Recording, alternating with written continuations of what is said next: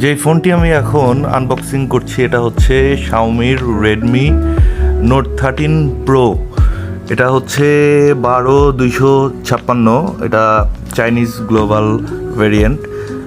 তো এর আগে আমি কখনো ফোন এভাবে আনবক্সিং করিনি, এটা আমার ফার্স্ট আনবক্সিং। তো চলেন দেখি ফোনের ভিতরে কি কি আছে। ফোনের ভিতরে ফোন আছে, চার্জার আছে, একটা কাভার আছে। তো ফোনটা হচ্ছে পার্পল কালার। তো এটার আরও অনেকগুলো কালার আছে, হোয়াইট আছে, ব্ল্যাক আছে।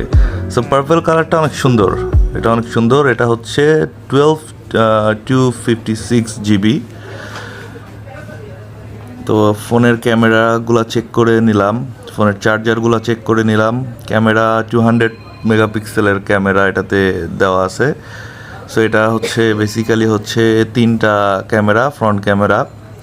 তো ফোনটা মোটামুটি সুন্দর। আর এটা হচ্ছে যমুনা ফিউচার পার্ক থেকে নেওয়া হয়েছে। এই ফোনগুলো মূলত আনঅফিসিয়াল, সব ভেরিয়েন্টগুলো সবসময় পাওয়া যায় না, খুব রেয়ার। Thank you.